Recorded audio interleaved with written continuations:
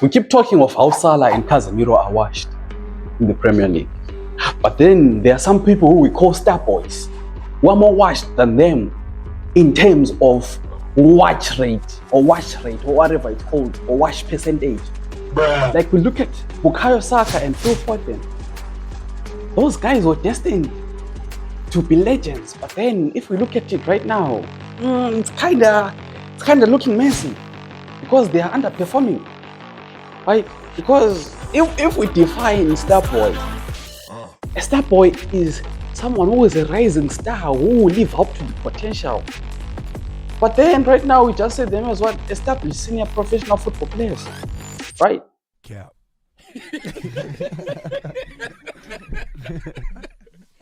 Like we have Saka. He was called the Arsenal hell-end prodigy with dazzling defenders as a teenager, who was dribbling and all that. With Foden was actually called the stop-called Iniesta. Like he was the future. He was going to be the next David Silva. Shout out to Silva. But anyways, yeah, they're not living up to those names. I don't know whether expectations from us fans, they are getting to them, or it's the money, or it's the girlfriends, or it's the procreation. Because yeah, it's not looking that good. Because like Saka is now 24 and Foden is 25. And Foden is barely seeing any game time. I don't know, maybe it's squad competition, or Saka is the injuries and being overused. Right? They are not teenagers, they are leaders. Even Saka is a armband, captain's armband. Like last game they played against Chelsea in the derby, he was wearing the armband. Were expected to carry their clubs. So calling them Starboys now almost does feel like we're just holding on to nostalgia. Right? I don't know, maybe calling someone a Starboy, it's part of a ritual or what? I don't know. Right? Because, okay, let's take it back from when they developed, right? Starting with Bukayo Saka, born in West London, right? Parents from Nigerian origin, right? Bukayo Saka came onto the field like he was that good. He provided. Even the scouts, they also say he knew when to pass, he knew when to dribble. His decision making was impeccable. He was impetuous, right? Mind me on the language there, I was quoting Mike Tyson. But I'm the best ever. I'm the most brutal and vicious and most ruthless champion there's ever been. There's no one can stop me. Lynx is a conqueror. No, I'm Alexander. He's no Alexander. I'm the best ever. There's never been anybody as ruthless. I'm Sonny Liston. I'm Jack Dempsey. There's no one like me. I'm from Nairclaw. There's no one that can match me. My style is impetuous. My defense is impregnable. And I'm just ferocious. I want your heart. I want to eat his children. Praise be to Allah. Are you saying? Anyways, like Foden, he ended as a City's golden boy academy player. Like he was Pep Guardiola's special one. We all know that. Like Phil Foden from Stockport, he was selected from the age of 5. His parents even say they attached a football to his prem when he was 2. Right? So up until 2007, he worked on as a mascot with the City players. It was against Sunderland at home, if I'm not mistaken. Right? And Phil Foden, I can't say he was a starting player. He was a starting choice because they were the likes of Marcus Rashford. Right? But then at the time, City was not that big because he was United. United was as big as it gets.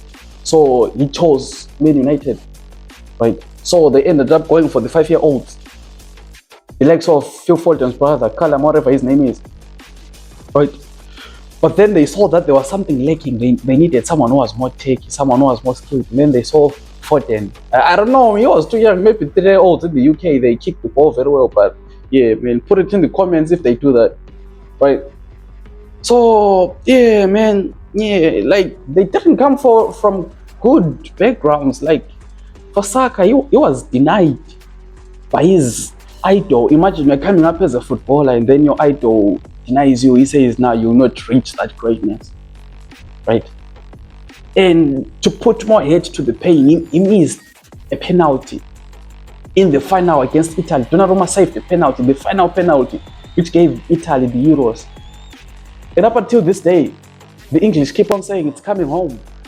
But I don't know, maybe they might do it this year in the World Cup, but it's not looking good, bruv. Look at that attacking from France. But anyways, back to the main point. Foden, in his development, when he was in the under 18s, he was too good for the under 18s, but he wasn't as developed as much to play for the first squad. So they kept on putting him on the bench. Like the fans kept on saying Pep Guardiola is holding the boy back, but he wasn't as that developed. You see, yes, he was flashy, but they were the likes of Bernardo Silva, they were the likes of Sane, they were the likes of Sterling, like Sane and Sterling. They'd won the PFA Young Player of the Year, and Foden was en route to that. And I know both Saka and Foden, they won that. Like in the year where Saka was that guy, he was the Lamine Yamal of that season when Arsenal won the FA Cup. He was Arsenal's player of the season, I believe. Right? And then for Phil Foden, he had that performance against Liverpool, which took us 10 points clear of Liverpool in the league. I guess it was the 2020 season when COVID was actually suspended the games for 3 months or 3 weeks. It was 3 months, I believe. Right? So, yeah, they were that good. But, I don't know. Right now, Foden is on the bench. He's not even a starter. He even has younger players, like Ryan Cherki. Cherki is 22, by the way. He may be having a 4PA like me and me. Me, I'm 22. And Cherki is 22. Look at this. Right? And we have Nico O'Reilly. So, yeah, my name is washed. Saka, I want to say Saka is washed, but then you look at Arsenal, he's the most dangerous player for Arsenal. Right? But then the numbers don't lie. Right? Because like if you look at the numbers, right? Last season, Saka registered 16 in the Premier League. Then last season he registered 6. Then this season he has 4. Right? So it's not looking good. Like for Foden 19, 11, and 7. Up until that 7, he's been a bench player. His hit map is just in the bench. So yeah, man. Yeah.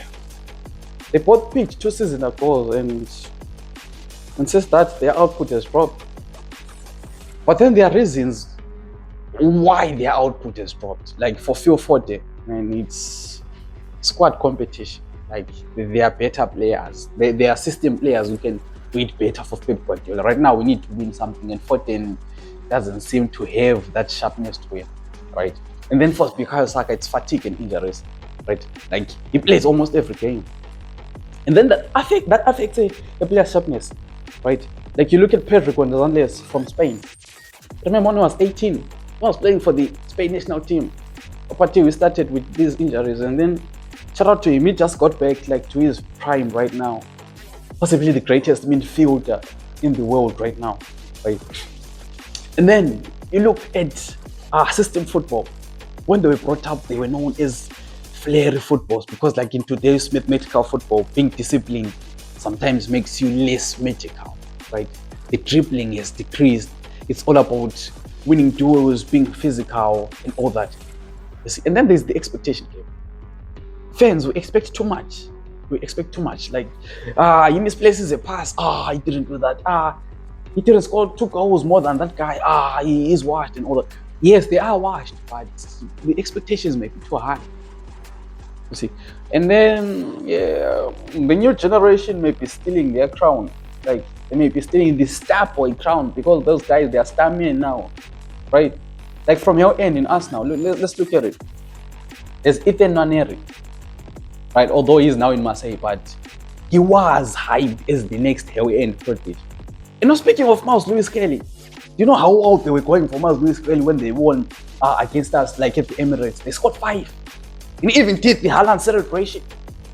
I don't even lie to you, that pissed me off, bro. Like, yeah, but then he was that guy who was going to be the next hell-end prodigy. Look at Nico O'Reilly. Look at what he's doing now. Put him in any position, he'll produce, right? And then I don't know what's going on with Rico Lewis this season because Rico Lewis looked to be that guy, right? He was perfect midfield defender, right? But then, yeah, I don't know, maybe they get tired because like the youngsters of that time, like Foden was the most performing of them all, and then followed by Saka, right? And then you look at the likes of Mason Mount when he was at Chelsea. Then there's Ruben Diaz. Yeah, Ruben Diaz is not that old. You don't think that Diaz is that old just because he talks too much and then he's tall and then he has a strong face doesn't mean that like he was one of those young guys, right? And even Pedro Neto was a wonder kid at Wolves. Like he was performing that good. So yeah, I don't know. Mandem is washed. They're literally washed like Eze. Don't get me started on Eze. Next episode is going to be about Eze too, right? That guy, he's hiding. Like look at the game against Chelsea. He was hiding. His pressing was poor, right? But anyways,